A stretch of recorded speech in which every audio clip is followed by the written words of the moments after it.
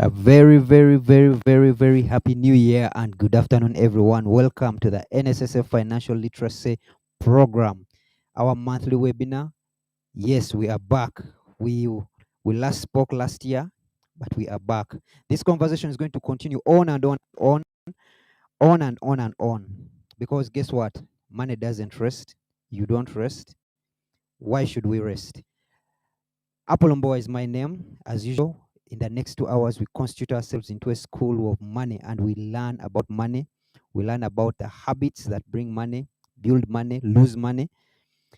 And with me today, I have very, very gracious, very, very experienced teachers of money. You'll get to see them at a certain point later on. But I will kindly remind you that Headmaster Sir still remains my title, and you will address us as such in this school of money. So thank you for sparing your 2 hours to just talk about money. Today, here we just talk about personal finance, and we're talking about those things that we can do. We hear the things that people have done, and we are saying whatever they can do, whatever they have done, don't compete. Find what you can do yourself and do it well. I always want to start by reminding you of why we do this. I will not tire from telling you. It's basically threefold. And one, when every citizen in Uganda has options, poverty is the lack of options. If you do not have an option, if what you are given is the only option you have, if NSSF is your only option, then you are poor. So when every Ugandan has options, when they reach retirement and they say, can I take NSSF? Should I go to my rental? Should I go to my business? When you're at that point, then we have delivered our service. We want to reverse the statistics that everyone loses their money immediately they get it from NSSF. We want to reverse that. We want to reverse that, and we want to build a financially empowered membership. That's the reason why every third Tuesday in the month, we sit down and take away 2 hours of your life to talk about these things. We bring about people who have gone through different experiences to talk about these things, because we want to reverse, build, and have options as individuals. And when we have options as individuals, which can be called, we are not poor anymore, but we are on our journey to wealth. I also want to remind you that wealth is not an event, it's a journey. It's a journey.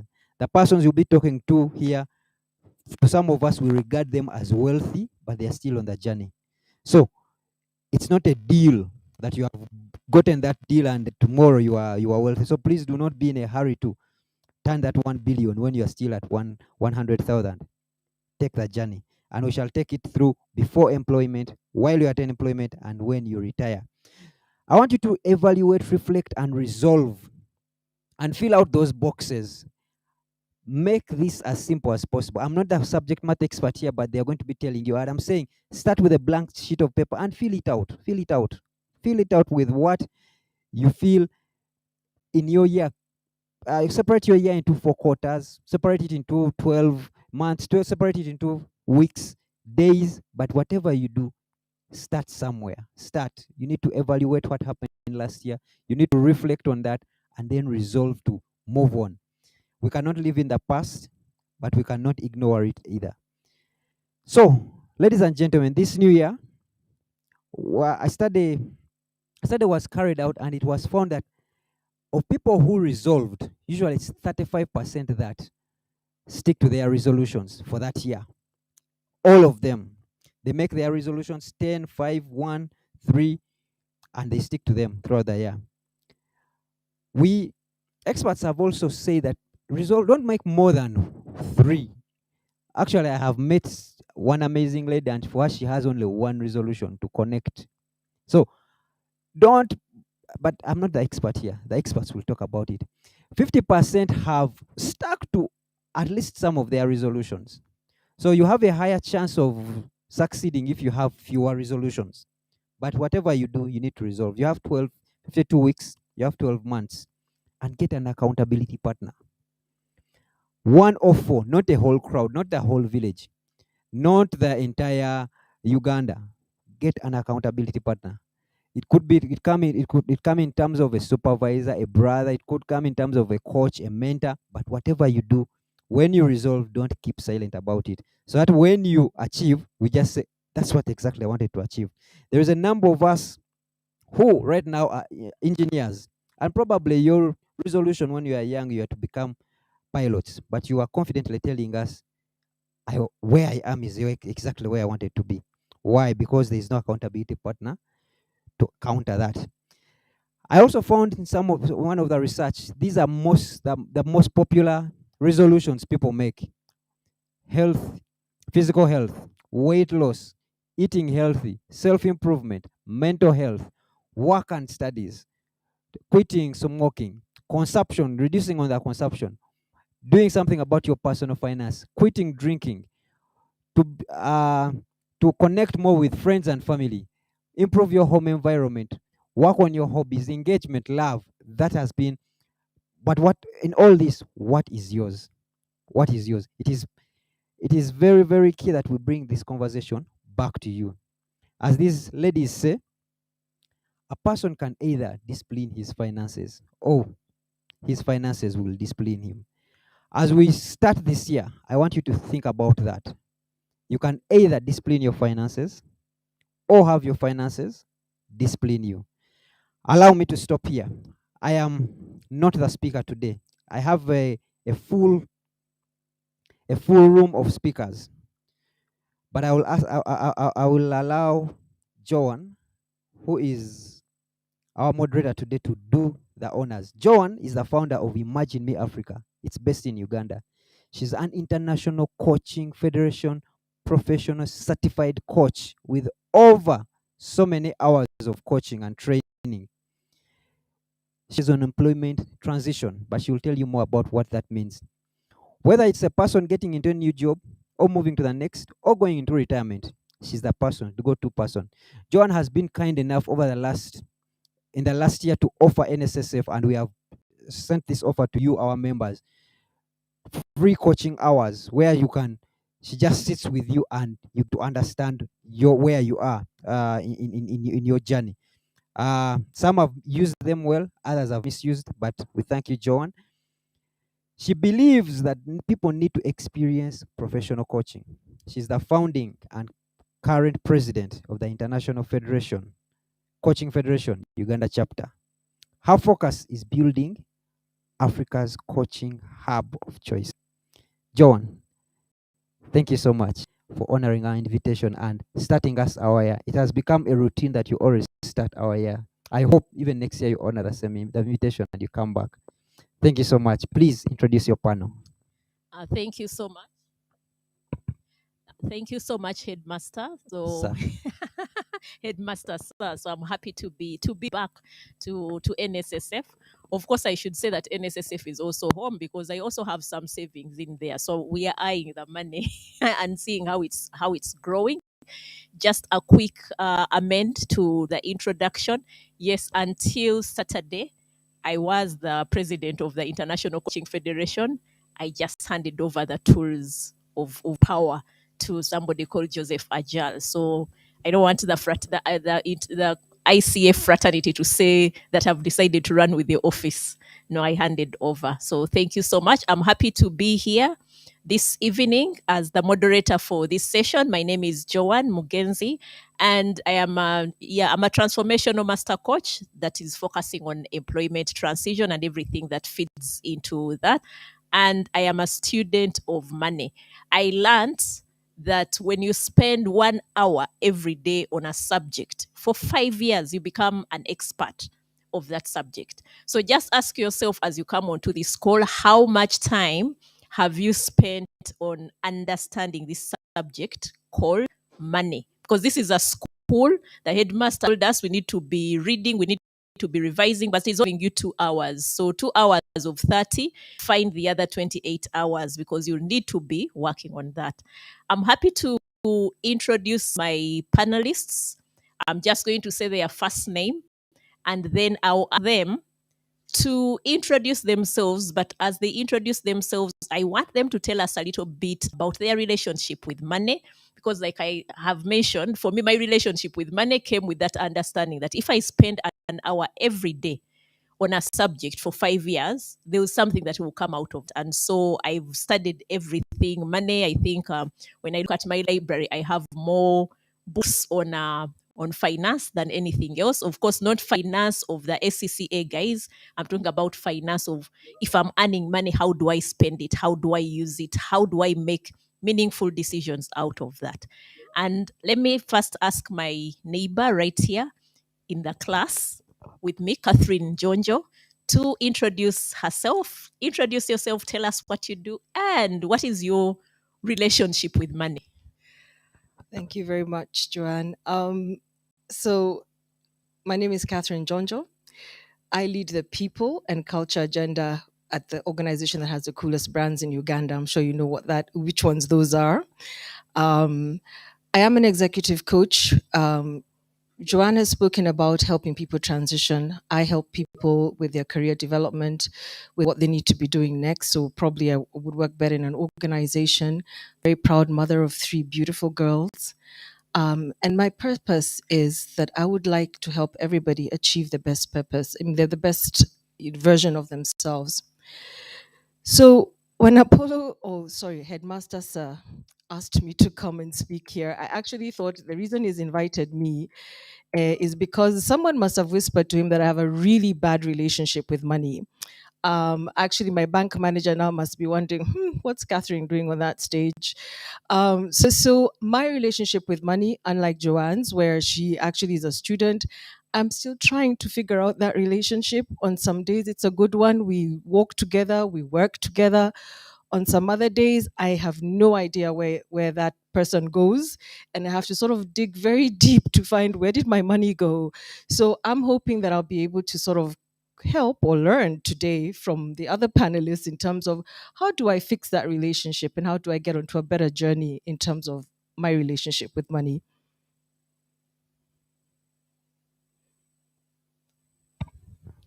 Okay, thank you so much, Catherine. Beautiful introduction there. Relationship with money. So sometimes you're looking for your friend, and other times your friend is hanging around. And yeah, as a matter of fact, I guess money is our friend and gives us the liberty to do with it whatever it is that we wish.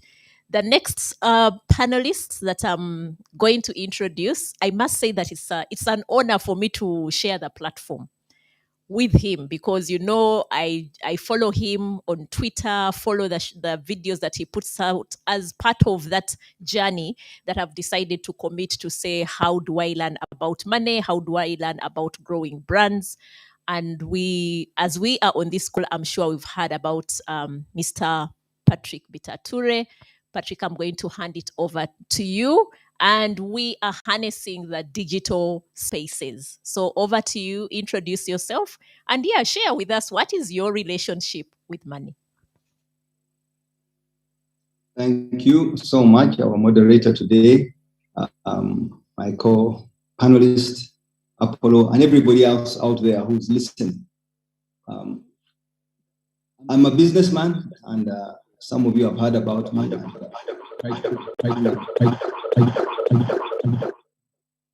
The sound is still playing up, but hopefully it will settle. I'm largely a businessman. I'm not a coach. I'm not a professional HR or any of the qualifications, but I find there is a need to share from my experience, especially what I have learned along this journey of understanding the language of money. And that's why I come out to talk, especially to the youth, to empower them so that they don't make the mistakes that we made, and they inculcate as early as possible the habits to make you successful. So today I will be talking a bit about that in a bit more detail.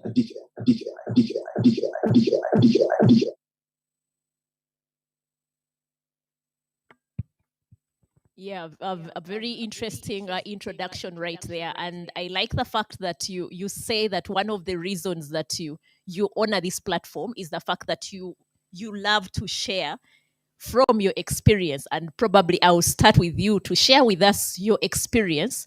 What has that journey been like in terms of you working towards this personal finance habits as a person, as a business person? And if I remember correctly, your story starts from about the age of 14. Just share with us, what are those things that you want to share with us from your experience that can enable people on the call to connect and pick something from your experience? Okay, thank you.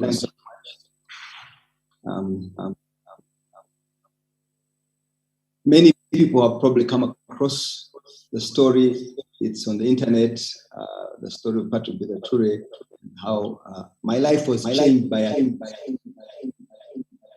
from the time of the Idi Amin regime, when my father was killed, and I had to snap out of the comfort of what I had all my life and accept the changes that were around me, and I had to adapt. So I will be sharing with you a presentation shortly that will take you through, rather than go back through the whole story. But in a nutshell, my view today, especially as we begin the new year, because many people made resolutions last year and some the year before, and we had the excuse of COVID that held us all back. So we were stifled. But now that COVID is hopefully behind us, we've got to reposition ourselves. We've got to refocus. We've got to resolve. And this resolve must be even much deeper, because we've got 2 years. And even the young people who didn't go to school, they are actually stifled because we fell behind our peers in Kenya, in Rwanda, in Tanzania who are studying. So we've got to work twice as hard. So we really have to sharpen our pen. And for those who are just in straightforward education, because education should be one of the silver bullets to success, but not just rote learning. It's got to be financial literacy. It's got to be skills. It's got to be learning how to use critical thinking and those other things that we are not taught. Teaching people entrepreneurship and not thinking that it was just inborn in some people. Some people will have it and some don't. The discipline. These are some of the things that we shall talk a little bit more into detail begin this presentation when I'm given opportunity. So that I take you through the presentation to show you where I'm coming from. And I'll give you a bit of a historical perspective. But for my personal life, because I went to the conventional school system, I went through secondary school, through Namasagari, Nyakasura, Makerere University, then I went to London. But not that education had, but in the real world, I used less than 5-10% of what I learned in school. I learned everything after school. I started reading books that were different after school when I settled down in business. I had to first taste business, experience it, go through the pitfalls. And that's what made me who I am. And growing up, going through adversity and developing resilience, that means you are soft on top, but inside you're made of metal. You've got to be extremely strong to pick yourself up quickly whenever you fall, because you will fall. These are some of the challenges, some of the inspiration that I want to leave with the young people, especially, that it's extremely hard out there. Life is brutal. You've got to learn earlier rather than later how to deal with money, and because money is so important to give you freedom. When I see people who don't save, I'm almost in tears. We are so lucky to have an institution like NSSF, where the law was passed and there's compulsory savings for those who work. At first, we saw this as a tax and people didn't want to contribute. Now people are beginning to realize what an asset it is for the country. And we're so proud that we have NSSF. And they have huge funds and they're investing them and they're growing them. And I'm going to talk a bit more also about that in some detail. So around me, I have come from a family that was well-to-do. We lost everything. I went down and I had to survive without a father, without a shield, without protection. And I had to become the shield for my family. And I realized that you've got to inculcate in you values so strong, discipline so strong that will help you through this journey, because the journey is long and it's arduous. There are so many hills, and to climb those hills successfully and overcome the challenges that will be thrown at you, you need discipline. You need to save. You need to invest, because investing is the only way you really grow money. If you don't keep investing, your money is not growing. You've got to find a way of saving continuously and investing, so that you're always playing catch up with your investment rather than the other way around. Too many people here have got a wrong value system. It's been warped and it's made worse by social media and also some of the religious beliefs we have had, but I'll talk a bit about that when I go through a presentation, because they are told that you shall be rewarded in heaven. And this perception that people who are rich must be bad people. They must be evil. They've done something wrong. They must have cheated. They must have stolen. They must have gone under the water, or they've done something with witchcraft, which is a wrong perception. It's a wrong belief. Success is a good thing. Having money is a good thing because money gives freedom. So all these things we shall see. I'll try to put them in perspective. But that was a brief intro. Thank you. Thank you, Patrick. Beautiful reflections right there. And I heard the words, the excuse of COVID. And Catherine, I'm going to take you into that a little bit because we are calling it an excuse of COVID. But what I'm picking from Patrick is the fact that one has to be intentional about the money journey. And if you're on the call and you're a graduate, you're at university, what I hear from Patrick is that whatever he has learned that is contributing to building a business, building a finance, is not necessarily all that he learned in school. Probably 10% of that contributes to that journey, but 90% is the other education that is hard to have outside of the walls of the mainstream schools. Catherine, turning to you, Patrick just mentioned that, sometimes we are simply looking at COVID and, I like the way he's put it, the excuse of COVID. As somebody that comes from the workplace, and yes, you said you work with one of the coolest brands. You didn't tell us which brand, but yeah, one of the coolest. I know that in those cool places, we have heavy checks and all that. Just share with us, what did you observe during the last 2 years in terms of the people finances? Just walk us through that. Good question. Coolest brands start with UG. And I and I know all of us know UG, and I think it's a spirit of Uganda. So maybe just to say that Patrick is right to comment on, to add what he said, that we see COVID as an excuse. I think for a lot of people, it was actually an accelerant. So right now, I think if you've listened to the news, Oxfam are trying to find a way of taxing all the people who made big money because of COVID. We call them COVID millionaires. And these ones made their money, in the right way because they sold masks, they got testing kits out and that kind of thing. So, but what did we see in the workplace? And the workplace was a mix of two things. there are people for whom this was an accelerant, and they took the opportunities and they were like, oh, I actually have a little dukkha, so I can put my things online. So those who have personal businesses in the office, I saw them putting their products online, doing delivery services, that kind of thing.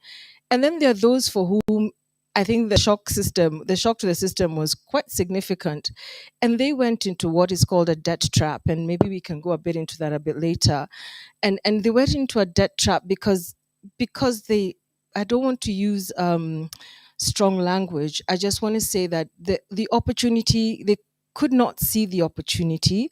So what happened is then we started having to help people come out of deep holes where they had sort of found that maybe if I borrow here, if I borrow there, they're starting to hide from people and hiding from landlords. And why I say for us it should have been an accelerant is because in our business, we actually made a firm decision that unless we really had to, we were not going to do pay cuts.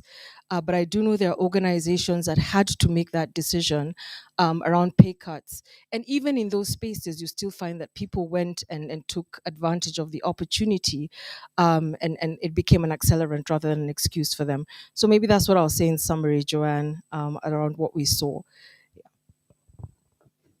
Well, I believe that, I mean, when you're thinking about working for the coolest brands, I hope they are not among those that we are asking landlords to give them free space, because I don't know why tenants don't think about the fact that they can also give some more to their to the landlords. They are simply asking for more grace period and all that happening.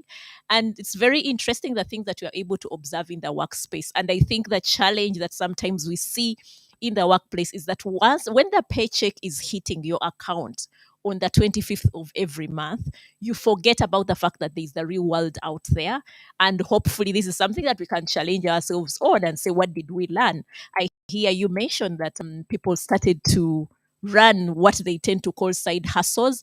I hope if you have what you're calling a side hustle is not just your side hustle, that it is something that you look at as something that you can grow and it can turn into a major income source.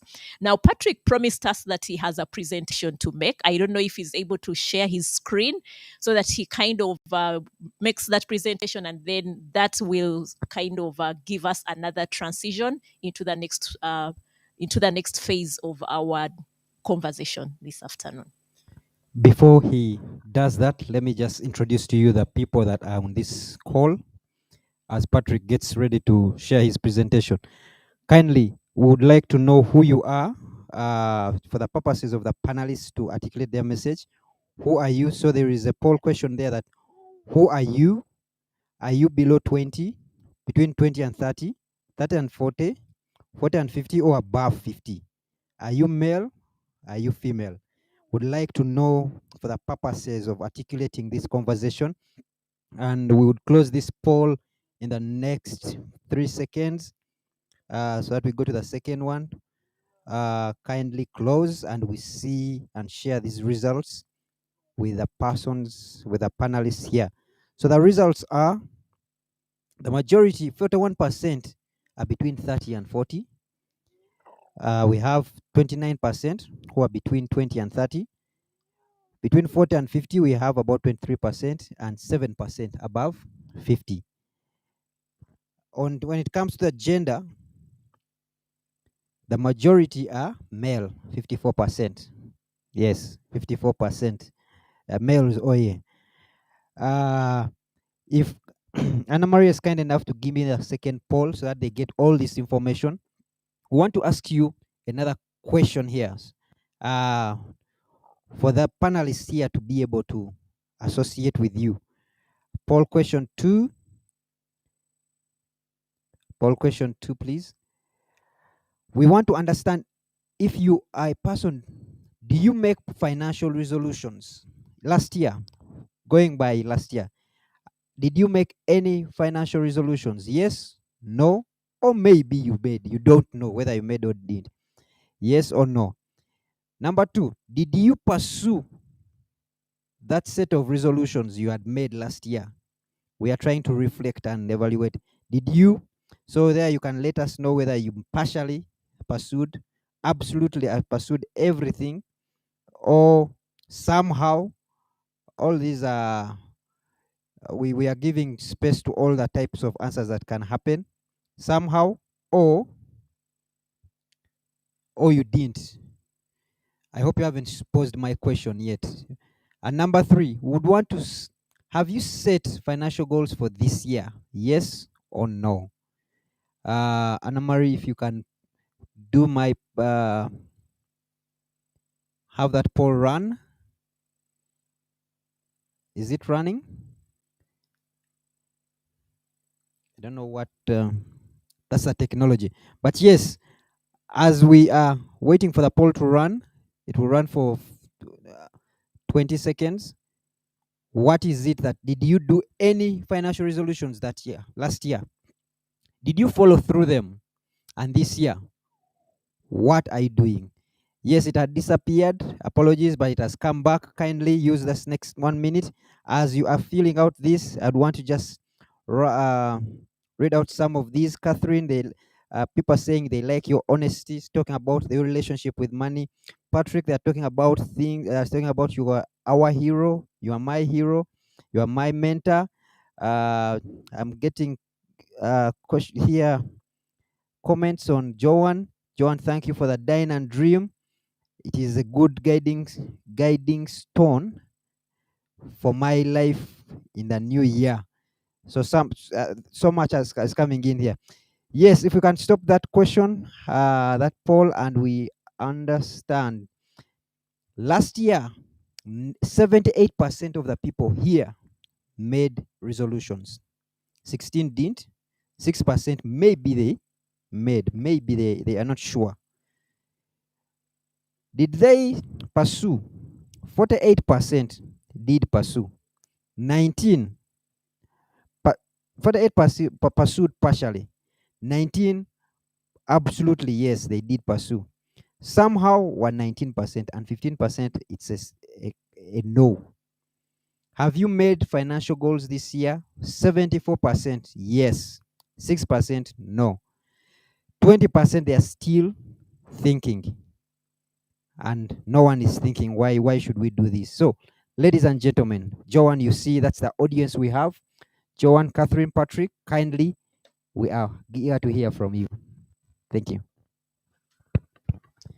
Thank you so much for the poll. It gives us an opportunity to understand who is on the call. I want to celebrate the fact that we have 54% male on this call, because when it comes to things finance, in most of the audiences, I tend to find more women, and then I can see that over 80% of the people on the call are between the ages of 20 and 40. So that means we are in a great place for us to be reflecting in terms of finances. Of course, if I block it together to say 20 to 20 to 40 years, it's quite wide. But to understand that 41% of these are within the of 30 to 40. We know that 30 to 40 is really the age group where people are beginning to accumulate wealth. They are growing their capital, investing. If you're not doing any of those things, you need to think about the circle of friends that you have, because those are conversations you need to begin having with yourselves. But kudos to the ones that are 20 to 30, because then you begin picking up the right habits. And what better way to pick up habits than hearing from somebody who has been in the money space since he was 14. But before I hand it over to him to share his slides with us, maybe Catherine, when you're listening to these statistics, the polls that have been run struck you.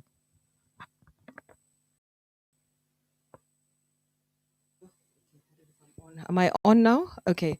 I think the first one was that vast majority of our audience is male. That's amazing, because as you say, a lot of times when you do these things, it's the women who come, and actually it's the women who sort of tend to have, who are interested in investment. I also like that as people go through their careers, so they are coming into their careers, and I'm probably going to repeat what you said because it was the same observation, that there are people here going into their careers in their 20s to 30s. Awesome. Whatever lessons you pick from here, please keep at them. I learned these lessons rather late in life, like in my 30s. I wished I had learned them in my 20s. So great to see that there's a young population here. Also very inspiring to see that there are people in their 50s here, because that means that you still believe that, you know, you can make it, that you want to still learn, and that shows learning agility, because at 50, and some of us have crossed that bridge. It's those ones of, okay, so how do I make this decision, how do I make it, and it helps to have sort of someone else speak about it, and then you pick up ideas from there. So I think those are my observations about the audience, and really glad to have all of you here listening to us, this afternoon. Great, Catherine. And what I pick from there is that it doesn't matter at what age you are. Today, as you listen in, and usually I say I don't want to run away with 1,001 things from any talk, just one idea. 1, 2 things, run away with them, implement them, and see where that takes you. Because it's a financial journey. It's your journey. You understand what comes in and you understand what goes out. You probably know where your money goes. You talked about you and your friends. Sometimes you can't even explain where that has, what journey it has taken.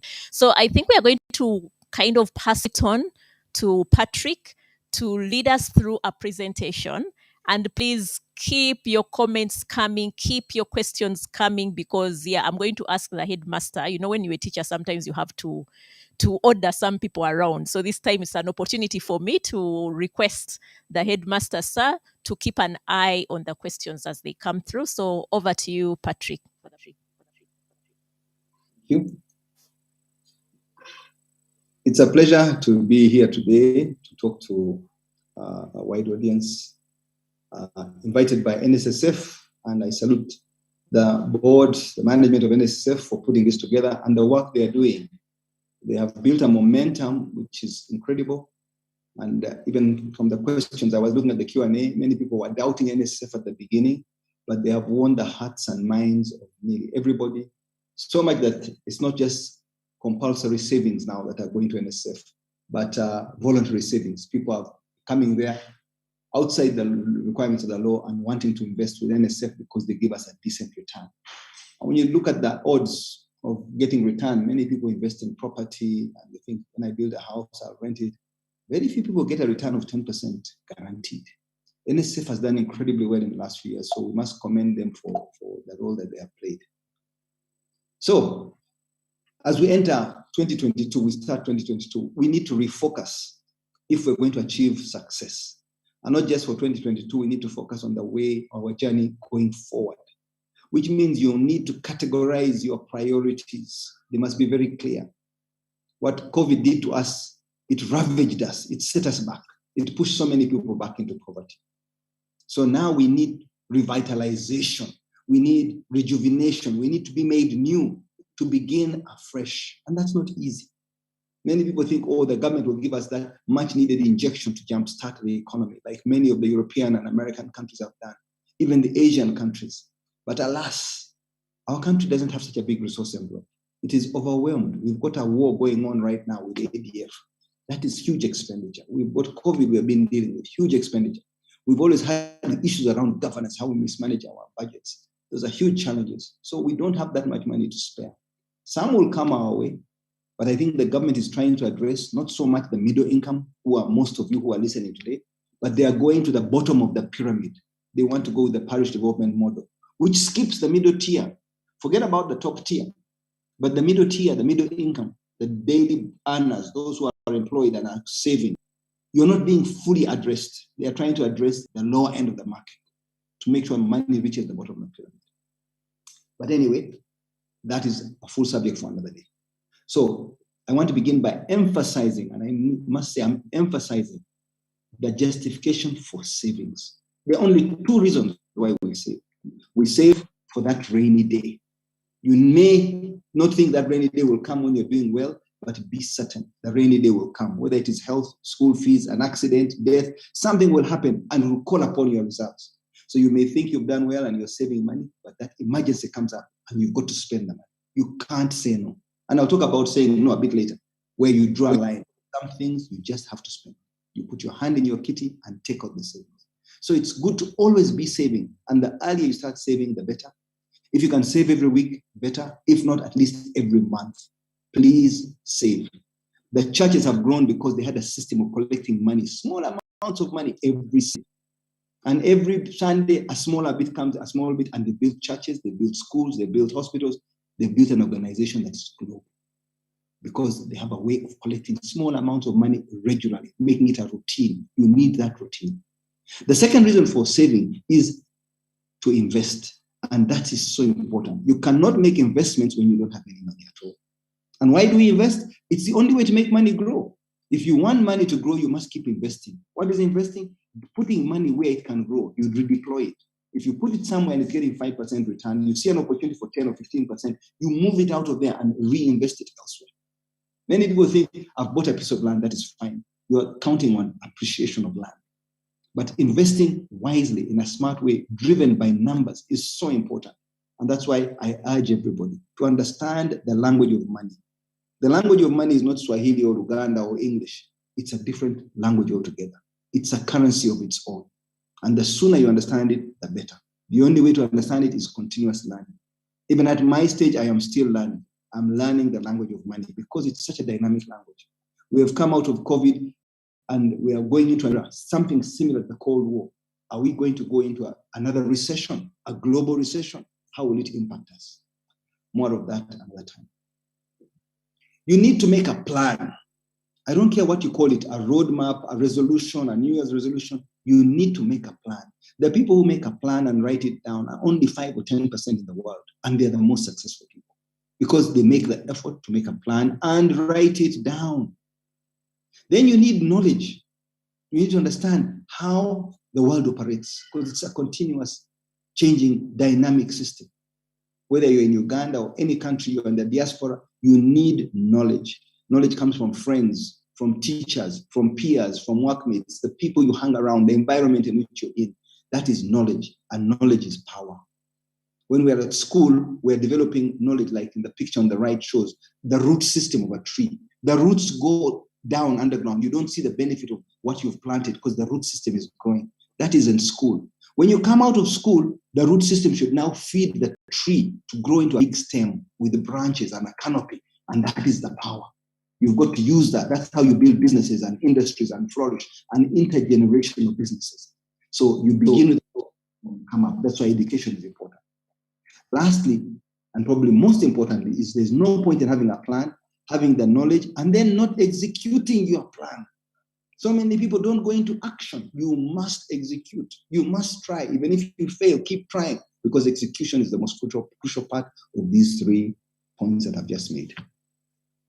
I'm going to give you a historical perspective, because to understand fully why we are where we are, why are we in Uganda, and why are we not doing as well as our brothers in Nigeria or Egypt or South Africa or even Kenya or even Rwanda? When you've got to compare what is happening, those in India, in China, in USA, civilization is said to have begun in Africa. That is not questioned. The first elements or proof of people writing and documenting things was in Egypt. Then it was in India that they had cultures that were so strong. They were so organized before the colonialists came to them. They were so advanced and they had systems that worked. Then China also, very advanced in the olden days. In fact, China was the first one to produce gunpowder. And then the Europeans came and discovered this gunpowder in China. That's how they started expanding and using the power of the gun. Because the Chinese were using gunpowder for fireworks. The Europeans realized we could make guns out of this and conquer the rest of the world. Anyway, we move on. Let's talk about the Agrarian Age. We all came from an Agrarian Age, which is from hunters and gatherers to settlers and farmers. And our priority as human beings, our species, was number 1, food, number 2, shelter. Then you had things like garments, apparel, clothing, protect ourselves from the different elements of nature. Survival, that's how life began. Then we had the Industrial Revolution. That's where there was a stepped change, a very big change from the agrarian society. Unfortunately, some of us in Africa are still living in the agrarian society. The first Industrial Revolution was around the steam engines and mechanics, and the train could move, and shipping began because that was part of the first industrial revolution. That's when the Western world pulled away and becoming very powerful. The second industrial revolution happened, electricity was discovered. That's about 150 years ago. And electricity became democratized. Everybody in America had electricity. Then Europe had electricity. So they wanted copper to wire their houses, to wire their industries. And they came to Africa looking for these raw materials. The third industrial revolution was around computing. Again, the first world pulled away from the second and the third. And the divisions became even bigger. And lately, we have now moved into robotics, the fourth industrial revolution, where it's all about big data, artificial intelligence, and the Internet of Things. Most of you understand where I'm going. I'm not going to delve into the problem. I'm just going to try and show you the sequence of what happened. I need to emphasize the power of gunpowder. When the Europeans found this gunpowder being used in China and they took it back home and they transformed it into guns, they could start an era of expansionism, because they used to try and get more territory, more land, more people, using swords, knives, pieces of metal, bows and arrows. But the gun gave them so much more superiority. And this is how they came to trade. They found Africa completely asleep, and the slave trade lasted 400 long years, 400 years, because they had this power. And there were so many black people running around in Africa who didn't have tools to protect themselves. Even Shaka Zulu did so little with his spears and bows and arrows. Then they realized slave trade was not sustainable. They stopped almost on their own because of some pressures internally. Then they came colonial. They had this meeting in Germany and they divided up Africa, and they said even India and some of these other places, and colonized them. It was a matter of time, maybe 50 years, 40 years, they realized that was not sustainable. People started understanding with education and Christianity, and people fought for their independence and they demanded independence. And so an era of independence came, and it swept across the world like a wind. Then we went into the 20th century. Let's take a look at what happened there. Of course, there was the First World War, the Great World War, as it was called, in around 1920. And then there was an era of peace for about 30 years. And then again, we had the Second World War. It was led by Germany, also about expansionism, having superior tools for fighting, having a bigger army. And then the Holocaust, trying to exterminate the Jews. The World War continued until a decisive blow was made by America on Japan, because also Japan had a tendency of fascism and expansionism. They went and dropped a bomb in Nagasaki and Hiroshima. The atomic bomb ended it, and that was the end. Everything came to peace after that. So we went into a new era of the Cold War and the arms race. It was mainly socialism versus capitalism, the Americans versus the Chinese and the Russians. And these wars went on for some time until around 1989, when the Cold War suddenly ended. Like a wind came and just ended it. And the Berlin Wall fell. When the Berlin Wall collapsed, that was the end of the Cold War. Capitalism gained a foothold and was the superior ideology globally. So many years of struggle, the apartheid. Then Mandela was released. That was in 1990. The release of Mandela. This was one of the last countries to get independence. Yet it was the first country on the continent from 1930, I think. Or 1912, South Africa, ANC was formed trying to fight for independence. But they were the last country in Africa to get their independence. And then that was the fall of that colonial empire, and that ended there. What am I trying to show you? I'm trying to put things in perspective. In the 21st century, globalization, a wind of globalization came and it swept the world, and there was so much growth and so much progress. And the capitalists in the world became richer and richer. The poor people, however, remained poor. Then there was some uprising which began in Africa, North Africa. It was called.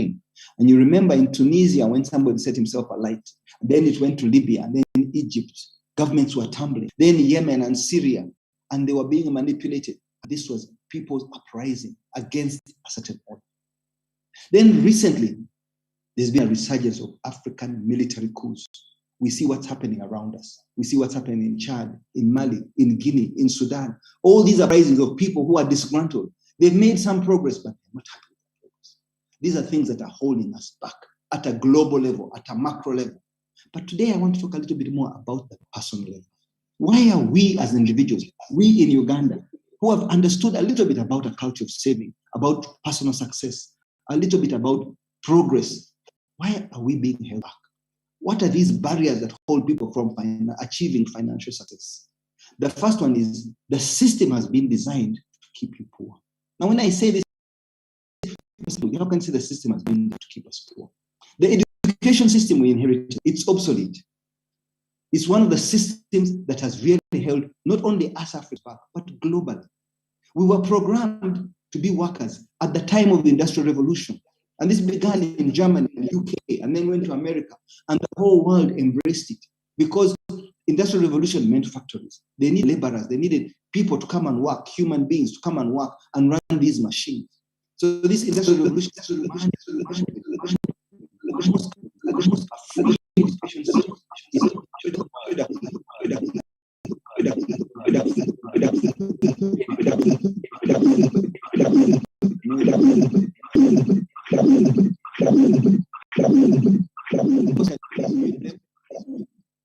Anyway, thank you. So this free education system does not train us to be free thinkers, train us on critical thinking, does not train us to become entrepreneurs. It trains us to be obedient workers, to listen to what you are told by superiors, to respect their space. Come in and do this, done this, say yes, sir, say no, turn left, turn right. And that's the system we have inherited. It's an obsolete system. It has begun changing in the first world. It's not changing fast enough. Our education system, our curriculum is designed to create white-collar jobs. In Uganda especially, we were being trained to create those jobs, to be the civil servants. In Kenya, there was a bit of industry happening at the time of colonialism. And these setbacks were already there. So we inherited it, and the system has not changed fast enough. Secondly, the social system is designed to keep us the way we are.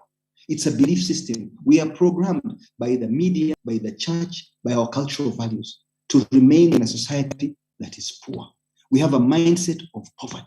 We have a mindset of absence. We have a mindset of lack of food, lack of water, it's inherited. We have lived around people who are always poor. And this vision, because you are poor when you are young, your parents who are poor, you think you're going to remain poor. So when you make a little bit of progress, you feel you've arrived, and that's it. It's not acceptable. We have got to change the whole system.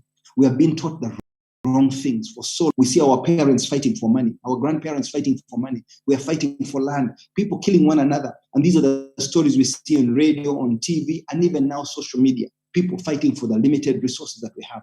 Yet we are a society with so much resources, so much opportunity. We have Uganda is one of the richest countries. It's so abundant in so many things, but we are not even scratching the surface of these opportunities. Now, is it our teachers that taught us wrong? I don't blame the teachers. The teachers are noble people, but they were also programmed that way. And lastly, they teach us that rich people are bad. Don't be rich. Anybody who's rich must be evil.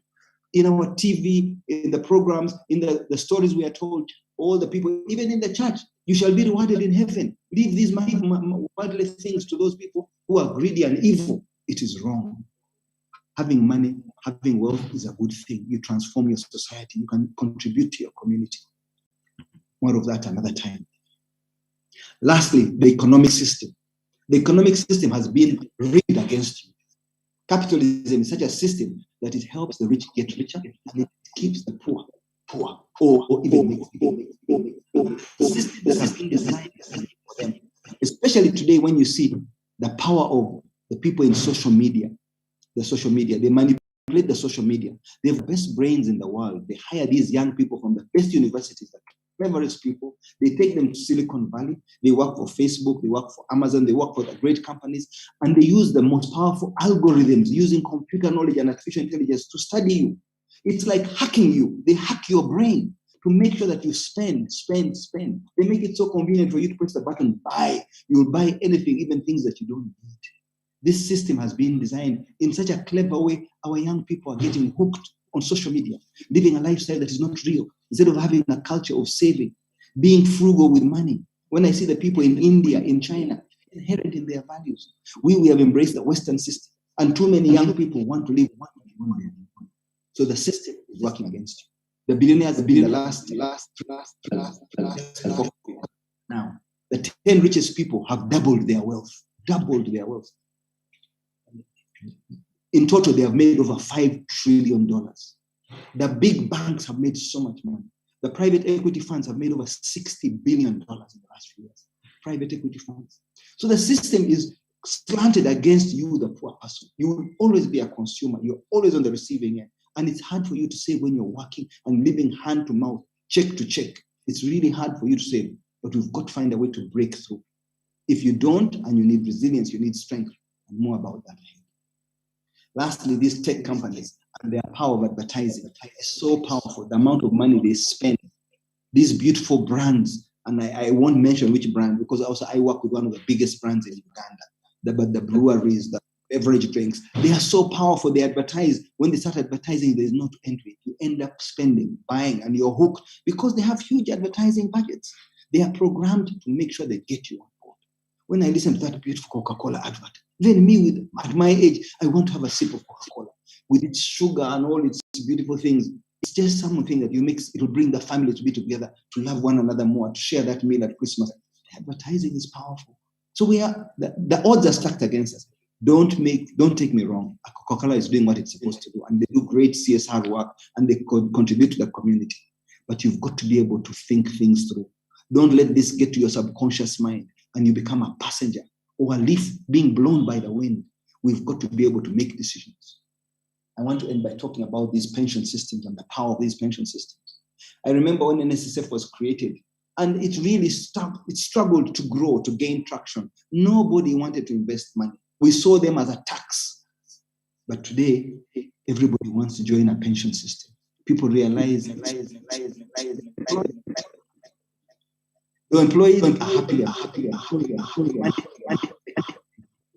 At one time, we had issues around management. They were squandering money. There were scandals. But the ship has been stable now for some time. A strong board, strong management. They've employed smart people. They pay those people well, so those people are not looking for corruption to cheat you. They want to make your money grow. Then their cost of running the fund as a cost is much lower. So I'm grateful for pension. And what's the point? Why does the government force us to have this money? Because all of us one day will grow old, and you will need money to sustain you. Most people retire between 55 and 65. Some push up to 70. But beyond that time, you will have costs. Your health bills will be much more expensive. You may still have children who are still going to school. You may have grandchildren who need some help. And traditionally, in African society, a father gives the child something as he retires. When your son graduates, you give him a piece of land or a plot of land or a car, or you help him start. But lately, it had become the opposite. That young people are trying to look after their parents, to keep them out of hospital and pay their bills and keep them in their house or give them a roof in the village, which is wrong because there was no plan about pension. Planning is so important. And the only way to maintain a pension system is to keep up savings. If you don't save, they cannot invest your money. If they don't invest, the fund will not grow. If they invest wisely, that fund keeps growing. Now, you as an individual, what do? You need to save. If you can save every week, I urge you to save every week. Don't just save every month. If you're paid and running a private business, put aside some money. That will help you so that you make an investment. But at the end of the day, you need discipline. I say discipline with a very big capital D, discipline. There are so many things that can help you become successful. And the factors for success are about 99. But there's one factor, which if you don't have it, the 99 will not work. And that is discipline. Discipline is a prerequisite to make the 99 other factors work in your favor. Otherwise, they'll be working against you. You'll try several things, but if you don't have discipline, you don't have structure, you're always going to be struggling. So I urge you to focus on discipline and stay the course. As I end, my last slide in summary, and this is a message to everybody, my parting shot. Choose your friends wisely. The people you hang around, the environment you stick around will influence you so much. The 5 people in your life you spend most of your time will influence you so much that you don't even understand. So choose your friends wisely.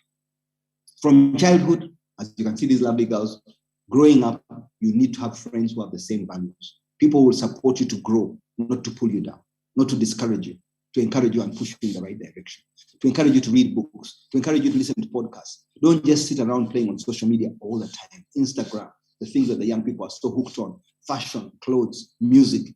When I watch our TV in Uganda, all the channels in the free time, they're only playing music, and that dancing is so correlated to sex.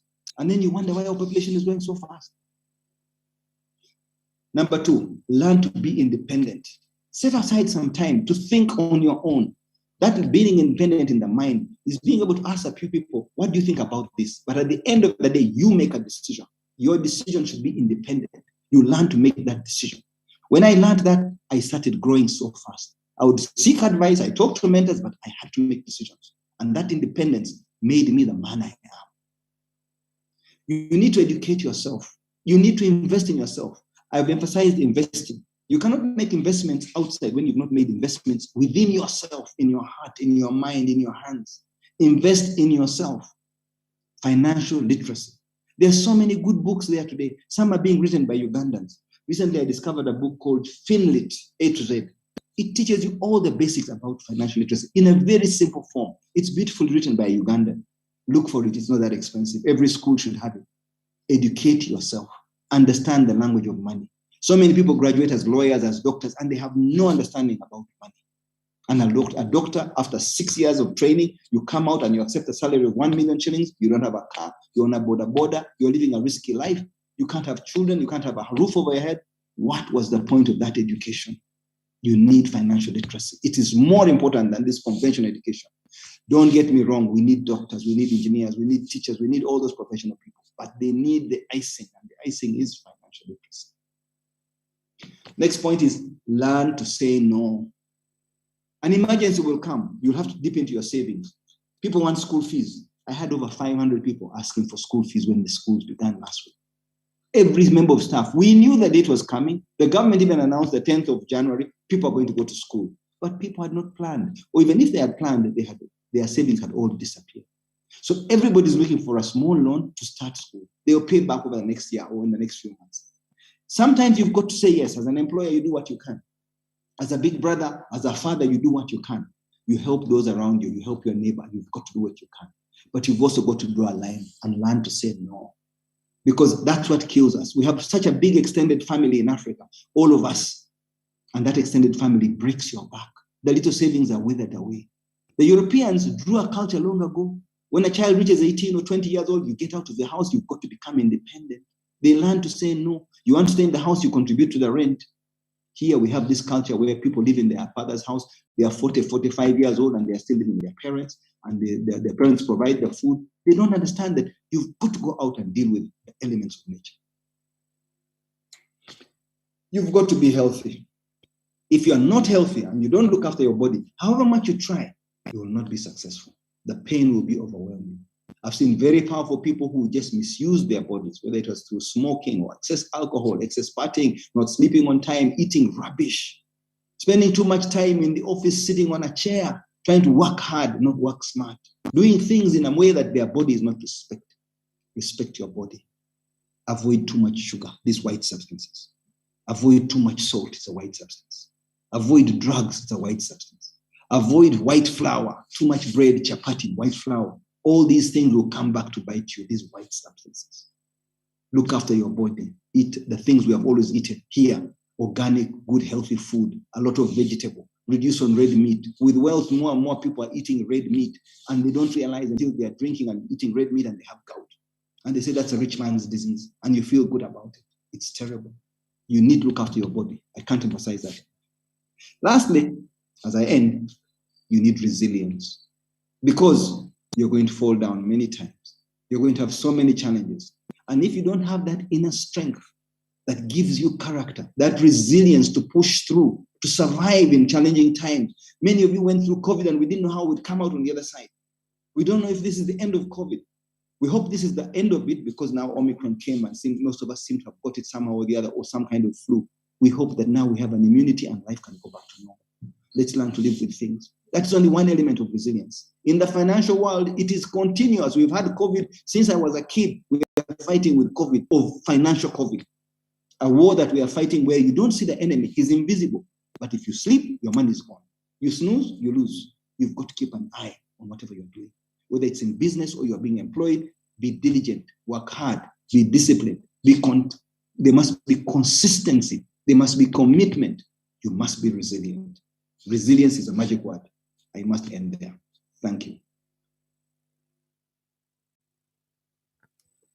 Thank you so much, Patrick.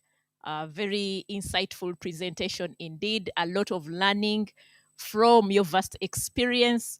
And I must say that, yes, I think I was smiling to myself and thinking, the reason I am paid as a coach is to be a thinking partner.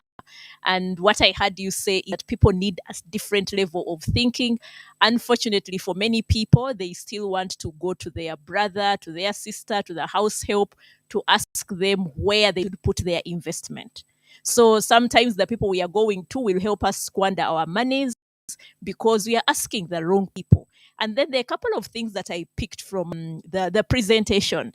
A realization that, yeah, we celebrate digital sales even right now. I mean, we are harnessing the digital spaces so that we are able to reach out to so many people out there who have called in. But we should know that everyone is looking out for an opportunity. What I pick from you, the fact that at any one time people are advertising. And so the question is, what are you consuming? I know that there are these memes that have been moving around that if your money is not enough, eat it. Okay. And people are taking it literally and eating their money because they live by the mantra YOLO, you only live once. So, how is that helping you when eventually we know that our life expectancy is improving and you might end up living for another 30 years after your retirement? Just think about that. One of the other things that I picked from your presentation is the fact that, yes, we are comfortably living in our parents' homes at 40, at 45, and we don't even want to contribute to the we don't want to contribute to the budgets in the home, which is kind of absurd. And yeah, as I listened to you, you talked about the need for us to refocus so that we can have success. And you talked about knowledge, and you still continue to talk about savings. And I have two questions for you, Patrick, before I pass it on to Catherine for her reflections, and then we'll open it up to the other people.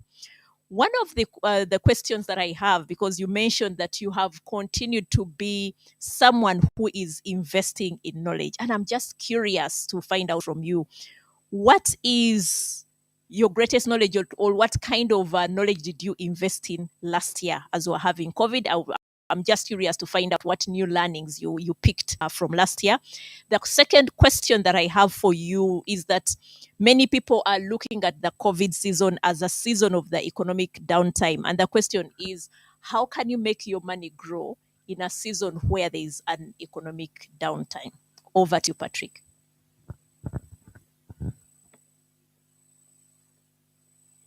Pointed questions, and I don't know if it's easy to answer them in a minute or two, but you've got to continuously be investing in yourself. That's the first rule. I was investing in myself from the first week we went into lockdown. I decided to start reading because that gave me a chance to slow down. I confined myself in the first lockdown to reading. I even thought I could write a book during that period. So I spent a lot of the time doing research and thinking about my life and jotting down some things, putting them on a computer, and trying to save some of these ideas, partly for the country. They were in the US and when the COVID hit, and they stayed there for about 6 months unexpectedly. They had gone for a 2-week visit and then got stuck there. So you jot down things because you don't know if this is the end of the world, and it was useful to reflect on your whole life.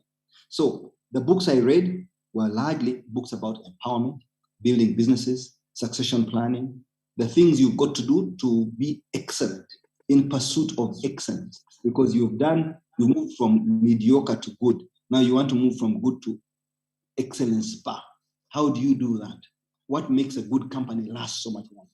That's when I began a series called Built Businesses That Are Built to Last. And I started doing live recordings, sending these recordings on YouTube and some on Twitter, Facebook, so that people who are following me could learn what does it take to build businesses to last. And I realized most of the people could not concentrate for 45 minutes or 30 minutes.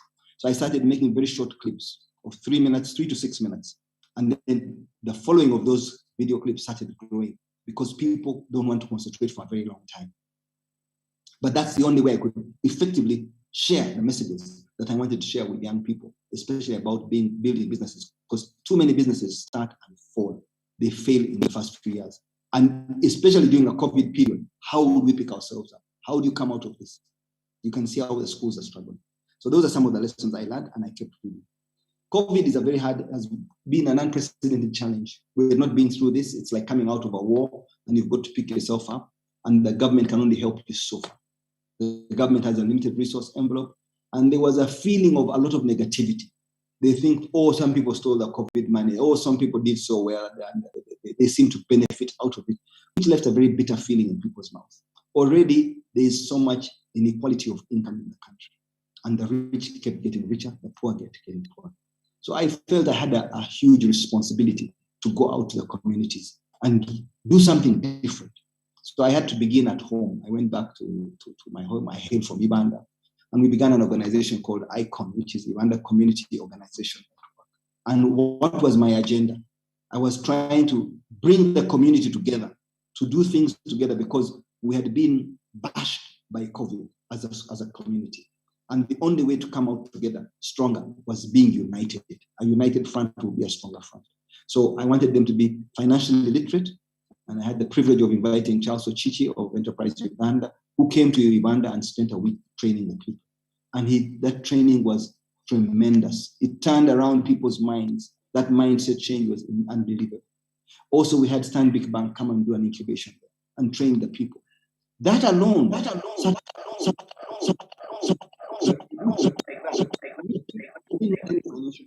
just wanted to see, how can I help our community?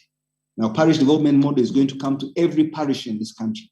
And the government is setting aside almost R1 trillion to give as a grant, not even as a loan. But that money will fall into a hole and never come out if people are not sensitized. They're not organized in groups, whether you're doing coffee farming, milk or beef or beans or mangoes, whatever it is, organize yourselves so that when the money does come, it finds you ready.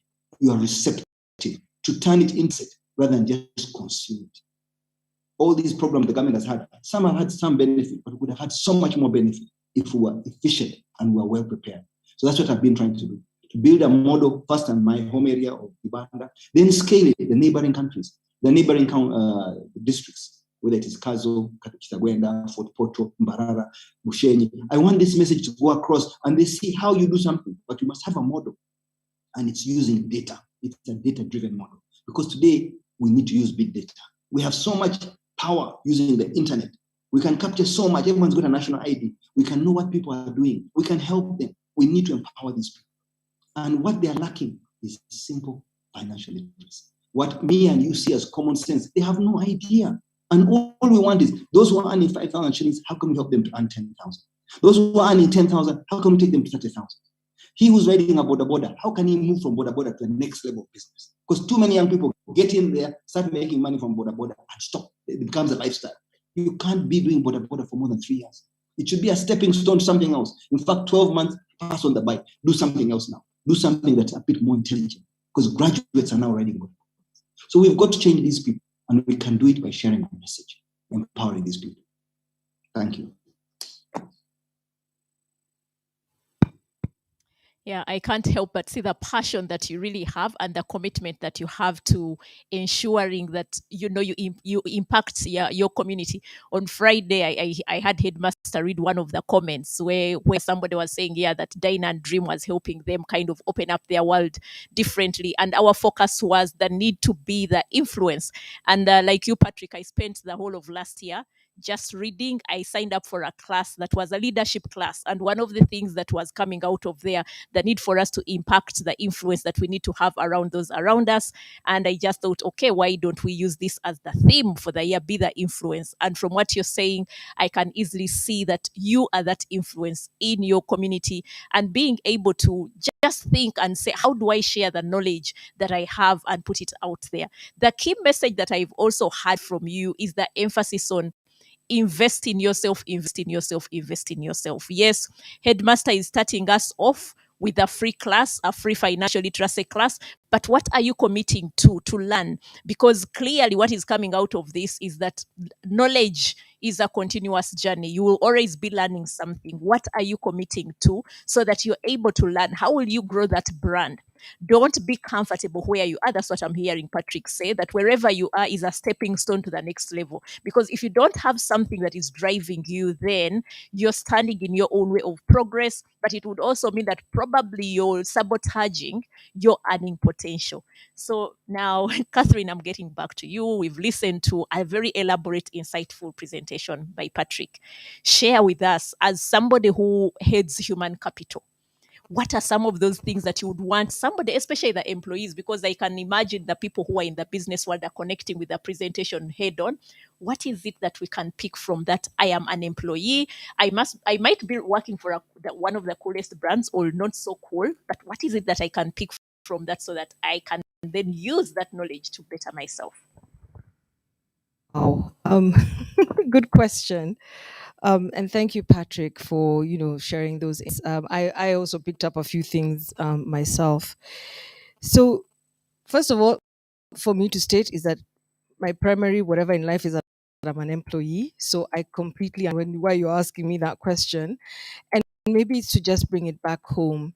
I think first of all, we talk a lot as HR people about we talk about your well-being, talk about, and Patrick has actually summarized it really well in his final slide. First of all, you cannot manage your money if the rest of your life is upside down. So there's a whole thing around the social structures around you. Who are your friends? Who's your is your coach around money, your drinking buddy? And I think I have the license to talk about drinking. Yeah. And just the things you surround yourself with. And they say that show me your friends and I'll show you who you are.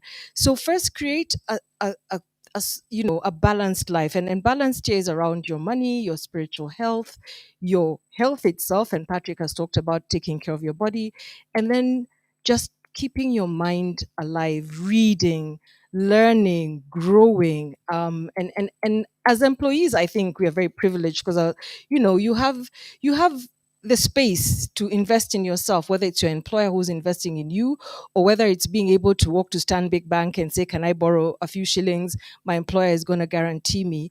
We have the opportunity to sort of invest in ourselves. So I think that would be the first thing I'll talk about, just that whole environment around you. Patrick also spoke about a plan.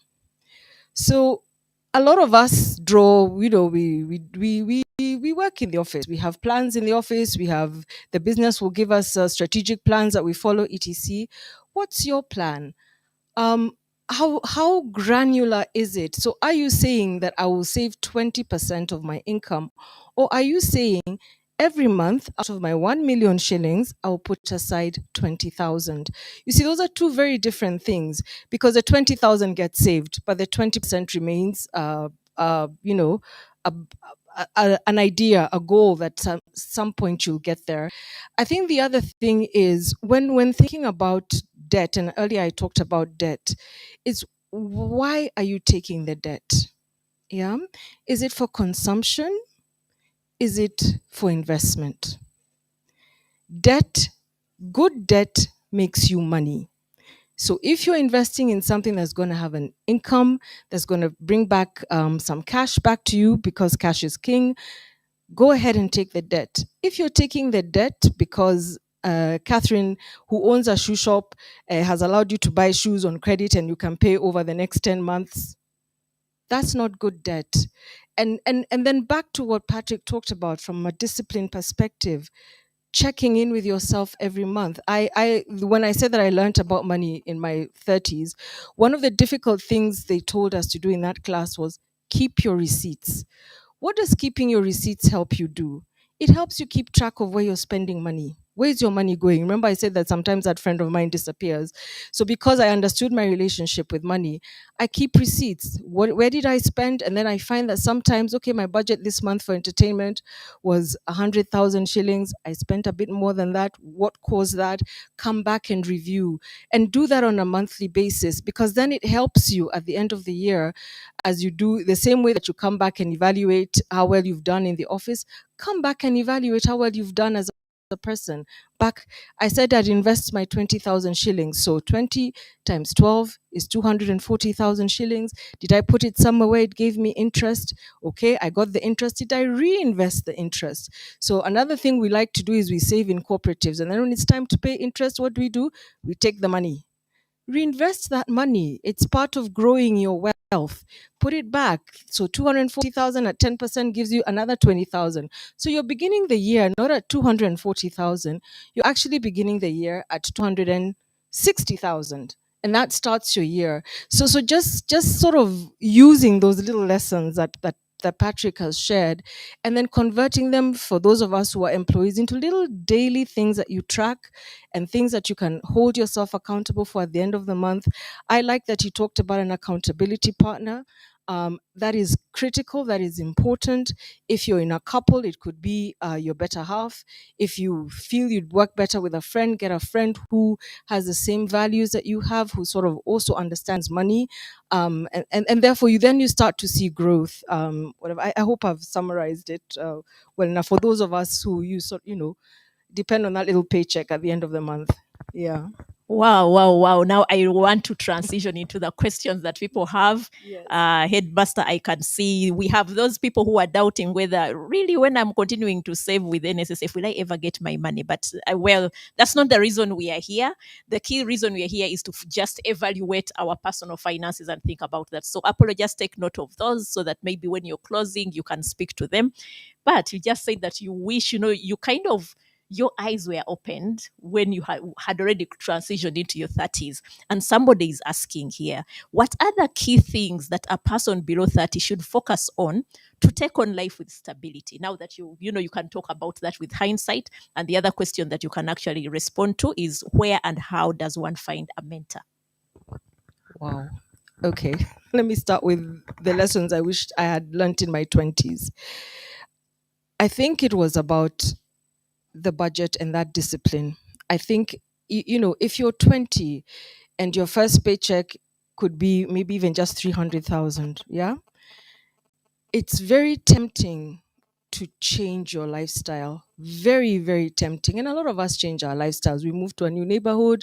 For those of us who are young, we move out of our mother's homes. And we want to go and be independent, which is a good thing. But if you're going to move out of home, look at that 300,000 and ask yourself, where is it going to get me a good place, a good and a safe place to live? If you have the option to stay at home, do, not forever, and then contribute to the bills at home, but then you find that you can save money better. So that's the first thing I'd have done. It's in terms of just having a budget and knowing where to invest money. So the other thing I learned in my 30s is getting a financial coach. Now, there are a lot of quacks, a lot of people who tell you, come, I'll show you what to do with your money. And there are also people who sort of, and this is no whatever to anybody in the insurance industry, they come and sell you these products, invest in an education policy, invest in this, invest in that. If you are in a pension scheme that's run by your organization, for example, or for example, even NSSF, there are people who are advising you in terms of where to invest this pension money. So they invest the money on behalf of the company that you work for. Reach out to them. Where's the best place to put my money? Where's the best place to sort of put aside a little bit of money? I talked earlier about the cooperative. I wish I had put more in the cooperative when I was younger, not for borrow, because then what I've seen in my older years is when I reinvest the interest that has come, it sort of catapults that money into more money the next year.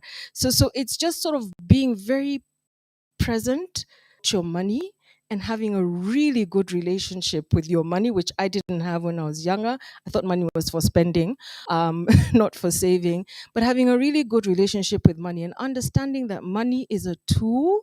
It is not the end. It's actually a means to an end. It's not actually the end. The question around mentors. So let me talk about financial mentors, perhaps. And I like that Patrick has started what he's doing on YouTube. I actually follow him on YouTube as well, learned a lot of things. Also just admired the way he's been able to create intergenerational wealth. So you can see that even his daughters are coming up in the same way. So one is just following people on the internet. There are people who give great ideas. I think even at work, you will observe those who probably earn a lot of money, but you can't see it in their lifestyle. Speak to that person, understand where they're spending their money or investing their money. They usually have really good places where you can put your money. And then I'll tell you the people that I have learned the most from. It's the tea girl at the office. Those who work with us will relate with whom I'm speaking about. And it's even the girl who works in my own home. Because these people have a way of having separate sources of income. They have a way of putting money aside. They have a way of saving for their goals. I mean, these two women really inspire me because I know what they earn, but you can see that she's working really hard at putting that money aside. So that's what I'd tell my younger self.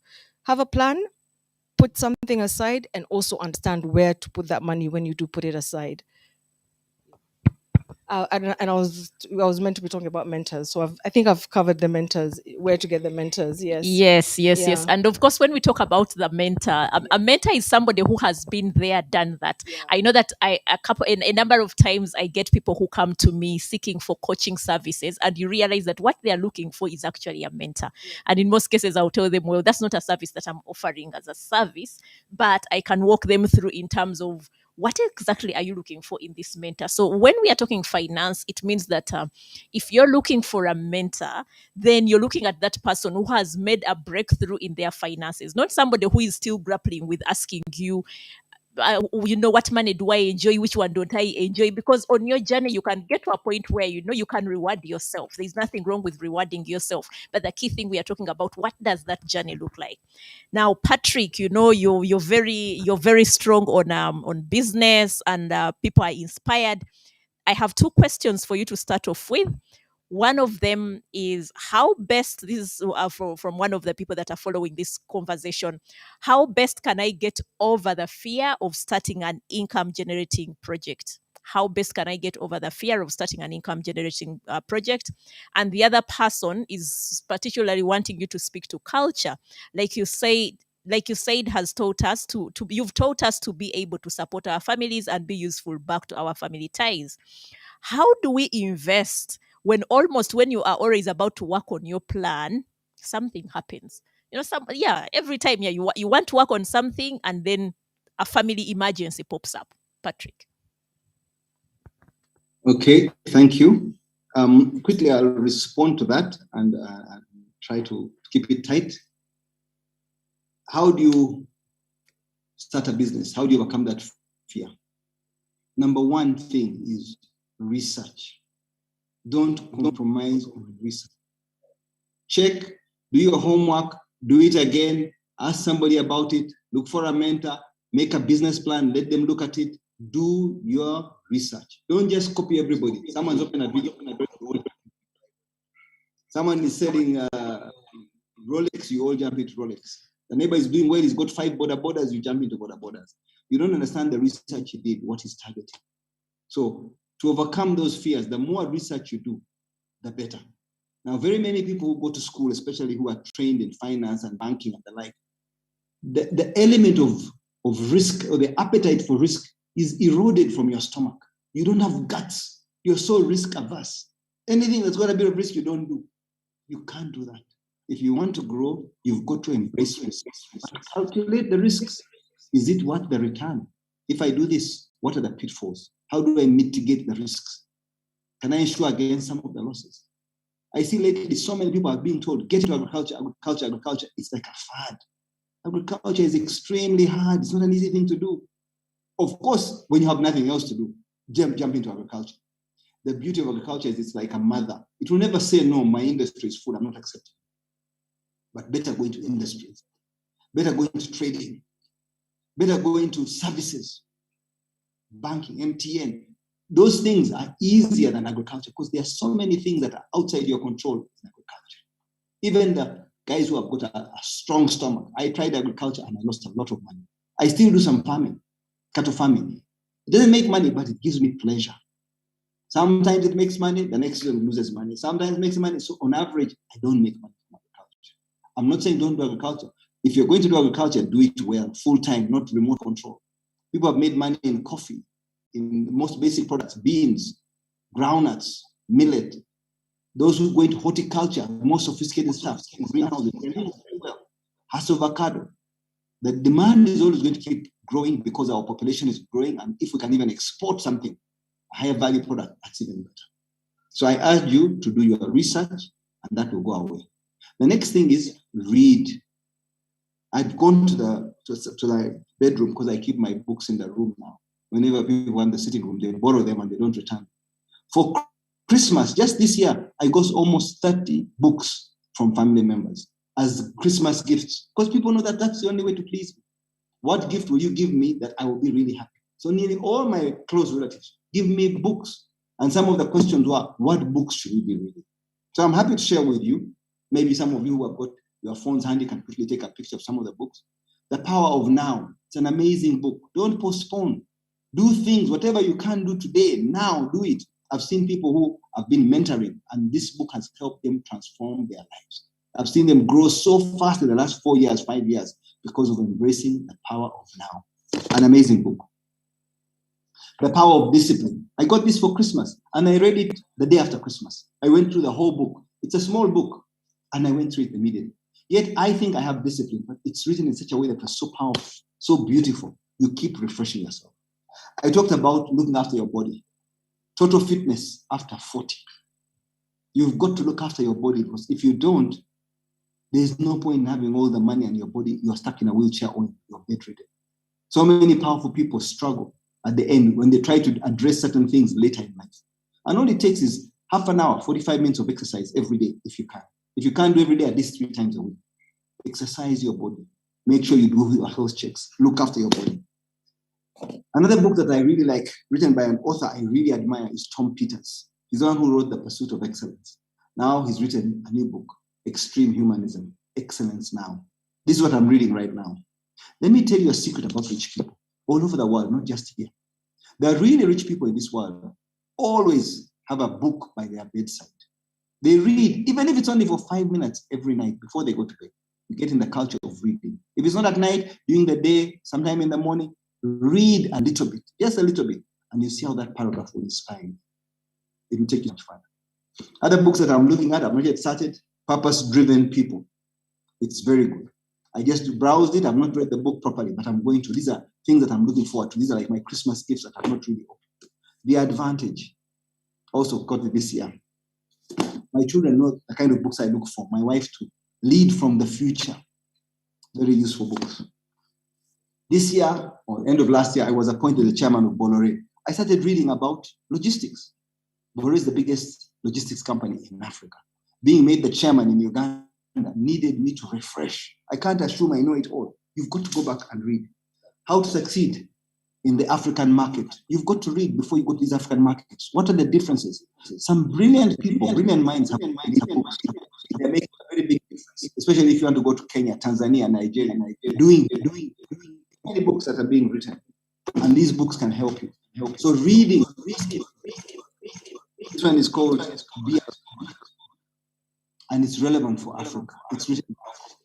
Unlike some of the other books like Rich Dad, Poor Dad, Robert Kiyosaki, Tony Robbins, those books are inspirational, but they're written for a market that's different. Back home, we have some very good books. The Right Honorable Prime Minister Katikiro of Buganda, Charles Maiga, he wrote this book, Work and Prosper. He was inspired. I spoke to him when the COVID had just begun, and he took from the ideas I was talking to his group of people, where he was listening in. We did a 1-hour session, and he captured those things, and he says it motivated him to write this book. This book is for you in Uganda, for people with small businesses. Someone with 1.5 million shillings. How can I start a business? How can I be inspired? How can I work hard to grow it? I talked about financial literacy. A Ugandan has written this book, One Peter Nyazi. It's a very good book. Very simple. It's almost like a dictionary. How to understand the business terms in the language, whether it's a stock market or your small business. So embrace yourself with books. Embrace yourself if you don't like reading, with podcasts, with CDs, with DVDs. Listen, learn, but continuously keep growing. You grow by reading. That's how you become a doctor. You become a PhD. You're reading. You become richer in knowledge. That knowledge cannot be taken away from you. You can be arrested. You can get sick. Eventually, you get better. The knowledge is in your head somewhere because you read the book. I urge you to read. Thank you. Thank you so much, Patrick. Clearly, what book is by your bedside? If you're on this call, what book is by your bedside? Because clearly there is no end to reading. If you don't like to invest, at least at a bare minimum, go and invest in a book. Patrick told us, choose your friends wisely. Well, you can see that he has a stack of 30 new books that were given to him by his friends. What are your friends giving you? or the only thing that you know how to do, you're looking forward to the 24th so that you can go and storm some of those places. Go with some books that you can actually look at. Quite an interesting insights right there. Patrick, I still have another question for you. And the question is, I have quite a few things here and there that at times I get overwhelmed, and yet I still want to do more. How do I manage? How do you manage to keep it together with so much to oversee? And the next question is, I and husband own 2 retail shops which have failed to grow. Instead, we keep restarting since every worker keeps going with money. Sell but don't declare. Then after we audit, we find stock missing. I and husband do not stay in the shop all the time since we have our professional jobs but do record keeping.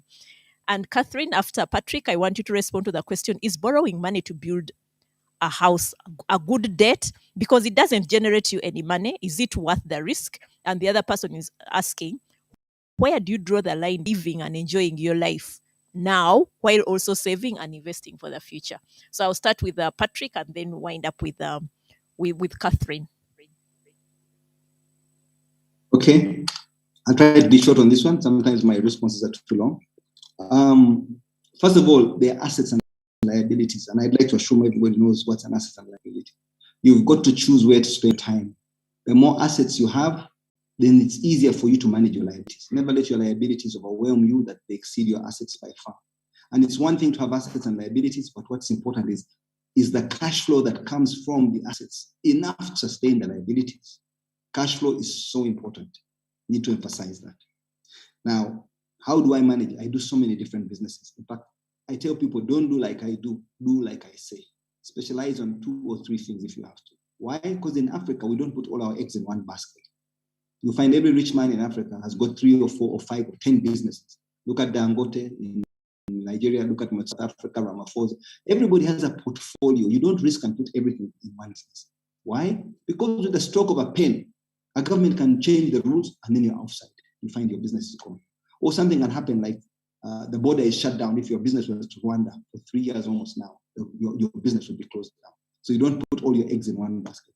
Lately, you see the line at the Uganda border coming from Malaba because of COVID testing. A 70-kilometer line of trucks can't come in. If you've run out of fuel or you've run out of a product, what do you do? So you've got to diversify your business. We in the hotel industry were hit so hard because of COVID. We're still big right now, but we have learned to be resilient. And if I put all my eggs in one basket, where would I be? At least I had telecom, I had energy, I had electricity, I had different projects that had some revenue streams to keep me afloat and make sure I have some cash flow. Now, to do that, you need to build a system. A system is so important. When I tell people, what is a system?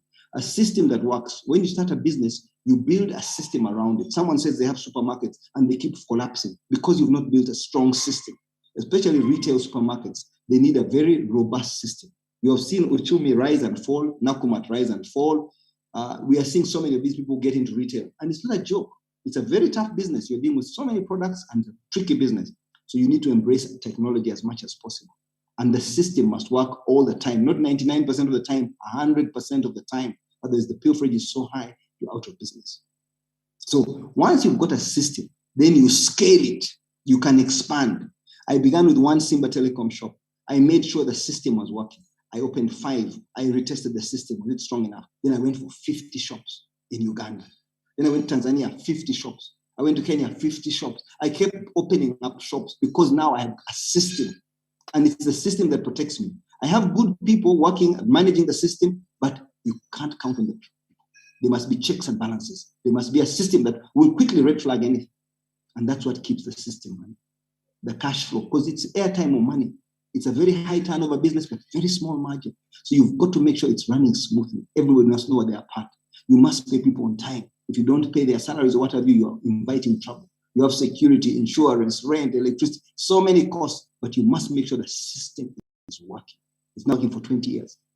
Now, building a system is the hardest part, but once you've got a system going, it's good. And you just keep tinkering with it, fine-tuning it to make it a little bit more robust. So those are the things you've got to do to build a system, to grow a business, to diversify your portfolio. Then you have different revenue streams. I like to use the example of River Nile or Lake Victoria. Lake Victoria is full to the brim because there are so many rivers that feed it. The rains coming in from all these small streams and swamps, from Congo, from Rwanda, from Burundi, from Tanzania, they come and feed Lake Victoria. That's how your revenue streams are. That's why this river Nile starts from Lake Victoria, the source of the Nile, and goes through Sudan, Egypt, all those countries, until the Mediterranean, and the water keeps coming in. We have small streams that feed it, but it feeds all these people along Africa until the Mediterranean, because it's got so many small revenue streams. So think of your business as having small revenue streams that eventually add up. Then you can afford to say, I can buy this car, I can buy that house, because the revenue streams are there, they're reliable. You get a hiccup with the hotel industry, suspend revenue, close it down. Look at the people in the nightclubs and bars. They've been struggling now for over 2 years. So if you didn't have an alternative, if you didn't have something that brought in money, then you're exposed. I think that touches the two questions that have been asked about how do you manage all these businesses? You've got to build a system, you've got to scale it, and also the supermarkets, people who are in businesses. You've also got to build a system that works. I hope I've covered your questions. Thank you. Okay, maybe I'll take the two questions. The first one was about the house, whether to borrow to build a house. I will say the answer to that is yes, for the simple reason that if you are giving up paying rent to a landlord to move into this house, what that does is that it frees up money for you to invest, because now you're no longer paying somebody else. You're no longer making somebody else rich with your money for paying rent.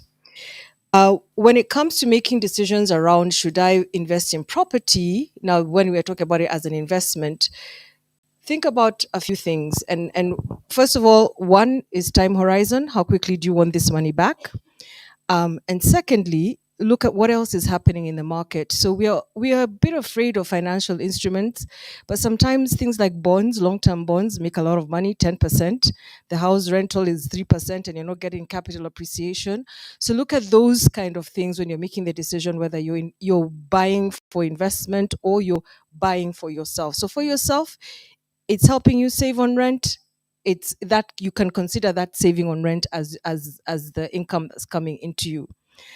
The thing around balancing, I hope I've answered that correctly. The financial advisors will tell me, but that's my simple assessment of how you should make that decision. The one around balancing a good life and saving for the future.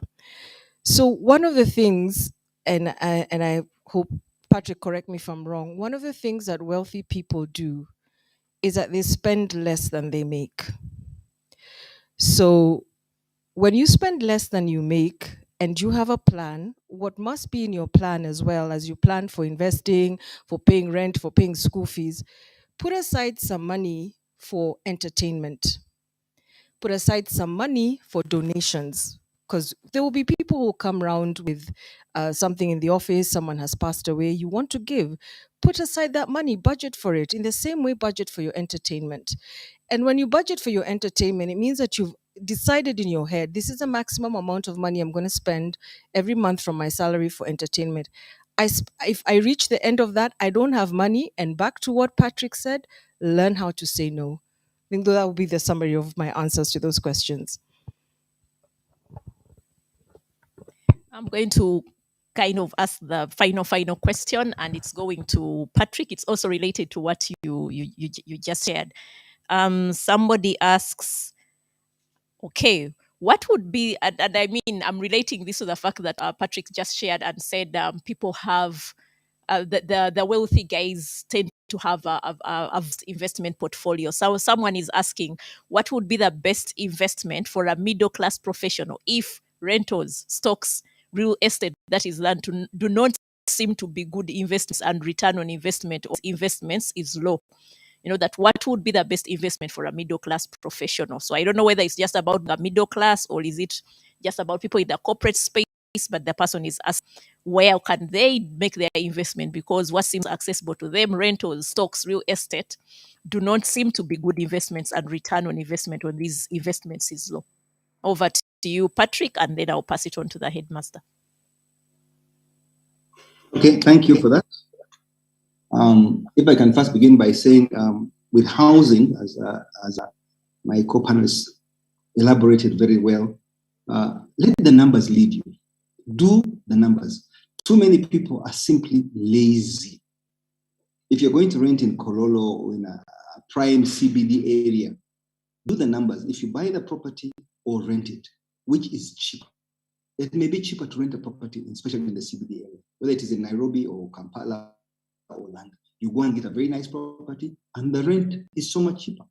To buy a property in Kololo today is about $2 million if it's on one. That's why the diplomats come here, an ambassador, they want to rent a property and they want to give you $5,000, $6,000, which looks a big amount of money. But when they give you $5,000 per month and you do the numbers, you're going to get less than 5% return, 3 or 4% return on your property. Whereas if they are offer to rent than to buy. Whereas if you're in a rural area or a bit outside the CBD area, let's say you're in Nigeria or whatever, then it may be cheaper. You're in Mukono, you're in Jinja, you're in Masaka, you're in Barara. It's cheaper to build and buy your own property. It works out, the economics works out. So appreciation is one measure, but a longer term gain. The normal one which you've got to use is what is the rental return? If the property can pay for itself inside 10 years, then you get 10% return. If you've got to wait 20 years just to get your capital back before any profit, then you're getting 5% return. Anything below that is not a wise investment.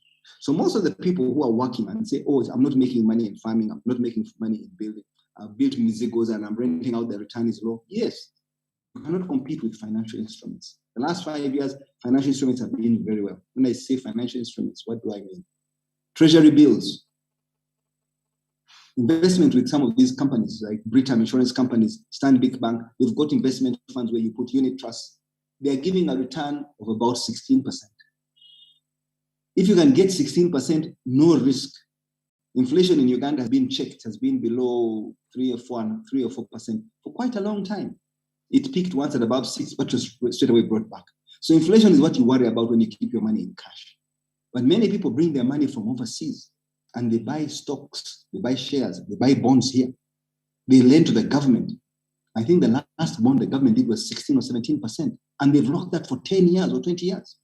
When you imagine that you're compounding your money at 17%, that's a very good rate of return.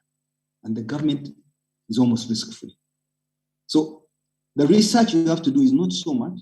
You can do the research within a week. You can go to the right advisors, they'll write and give you professional advice so that you see the opportunity, you line up your money. If you've got a lump sum, whether it is 10 million or 100 million, you can invest. The alternative is in some of the stock markets. Some of the shares in Uganda have not done very well because our market is not what I call a perfect market. Sometimes you do very well as a company and the stock price drops. I declare an interest because Omeme is one of the companies that I chair, where we have done well as a company. And the value of the company has depreciated so much in spite of doing very well for the shareholders, where you get a decent return. And the return has been above 20% because it was enshrined in our contract. We had a 20% guaranteed return in our investment. So we've always given about that much in return, 20%. So anyone who invested in shares in Omeme, you get the dividend. You share the dividend with the company. And the company has to give dividend. MTN has recently listed. Its share price dipped slightly, but it's one of the most profitable companies. It's a matter of time. If they declare the dividend and the dividend comes out, it's got to be a healthy dividend so long as the company remains profitable. So you do your research around these companies. What is the management like? What's the board like? What's their business model like? Does it look sustainable? Especially now that more and more people are using mobile money. The company is making a lot of money. The turnover of mobile money has grown over 150% in the last 5 years. And it's still growing, going to greater heights. COVID just accelerated that. Those who never thought of using mobile money now are using mobile money too. So it's something that we're going to embrace for the future. People want services, delivery, logistics, whether it is food or goods, watches, mobile phones, iPods, these headphones, all kinds of things young people are ordering. They want to order them online. They expect them to come. And when the trust is being built, more and more people are moving digital. So services are being delivered that way.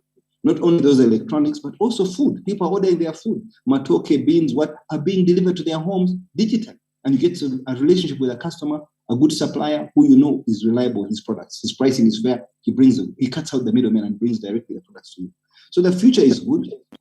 All you have to do is a bit of research, like I said, apply your mind Ask a few questions when you're in doubt. Get somebody like a mentor to guide you. Many of the things we are talking about all the time. And there's so much information today on YouTube. Use the information available on the internet. There are so many things, whether it is your health or how to fix something, even a car that breaks down, even to change a tire. Go to YouTube. I see my kids use YouTube all the time to sort out any problem, whether it's on their computer, mechanical, because they have embraced this technology. So we, the older ones, have also got to do so if we're going to stay in time. Thank you very much. And I think that was my last question. I hope the show has been useful. I want to thank the audience that has been very receptive. Thank you for the kind words too. Thank you so much, Patrick, for that for the closing remarks, so to speak. And I know the headmaster is going to take over. And as you take over, there is something that we didn't answer, but since you're the head of this school, you'll be able to answer what is a financial goal or resolution. But before I do that, I'm going to ask Catherine, what are your parting shots?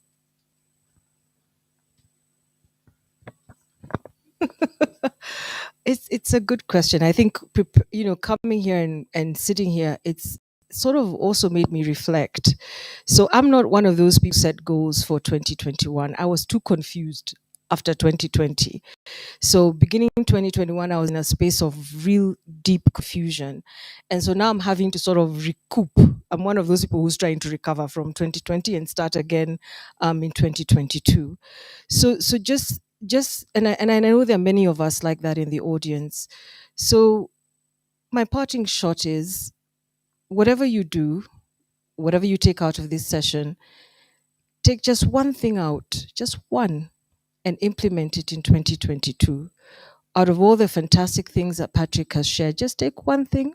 For me, it's going to be maybe a more balanced life around, just making sure that I have the right friends around me or something like that. But just take one thing out and make that your 2022 agenda in terms of how you manage your money and how you get your finances back to where they need to be in this year. That would be my parting shot. Thank you. Thank you so much, John. Thank you so much, John. Thank you so much, our panelists. But you are not yet off the hook. Yes, time will allow us for you to answer that question of what is a financial goal. Actually, it's one of the notes that have been given, that it has been one question that has been coming up over and over again, and we should be allowed to get that answer. So, Joan, how do you allocate that question so that we get an answer to it?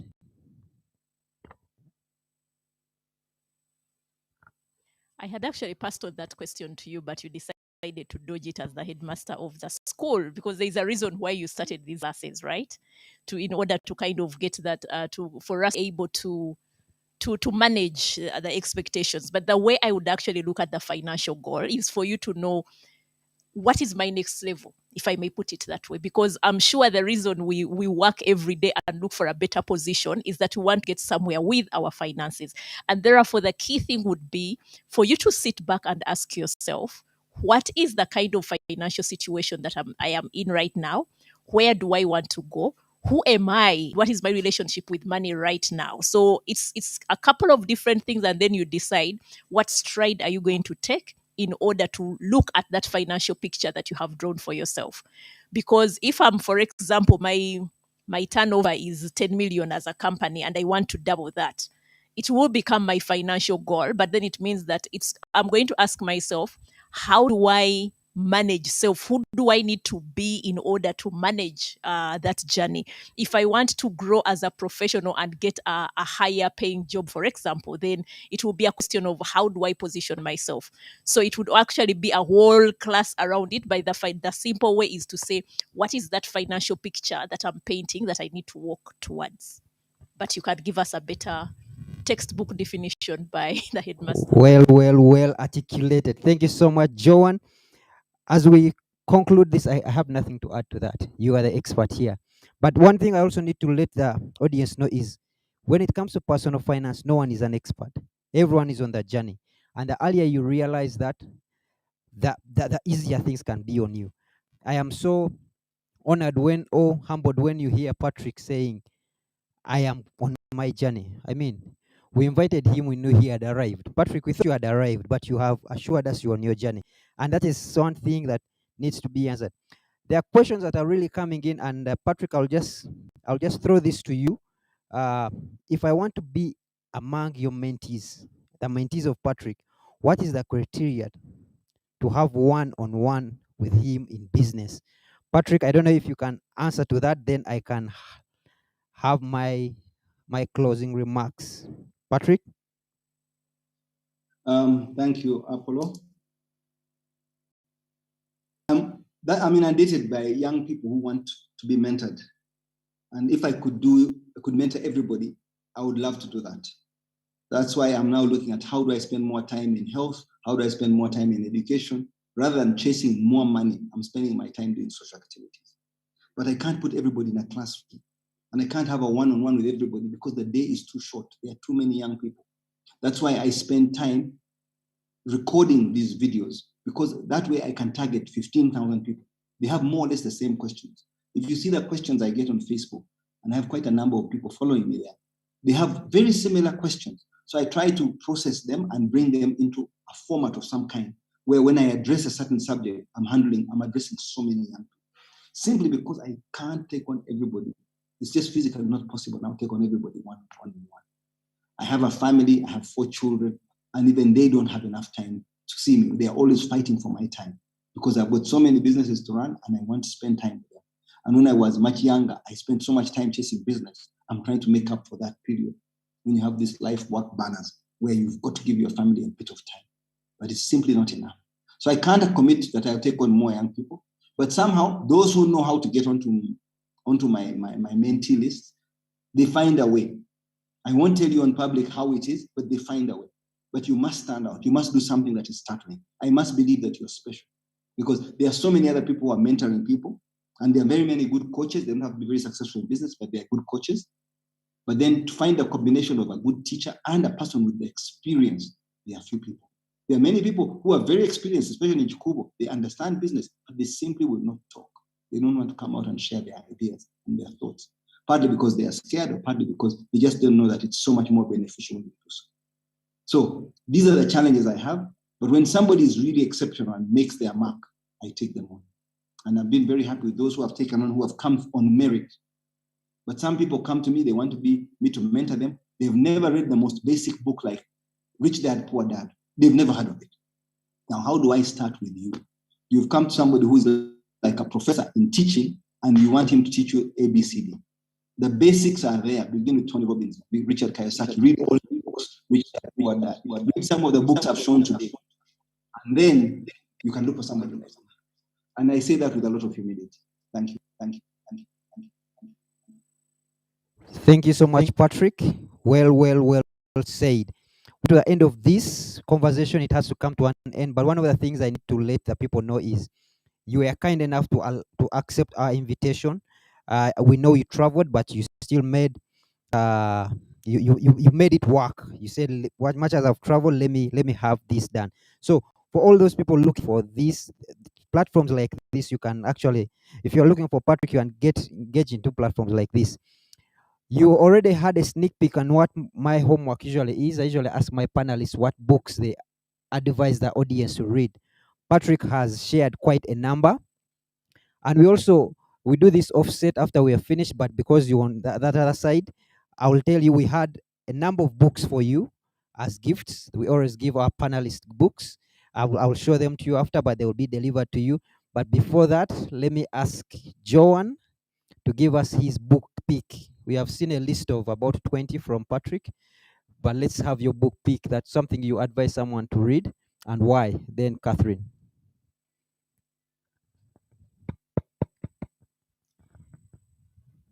This month I'm kind of a slow reader.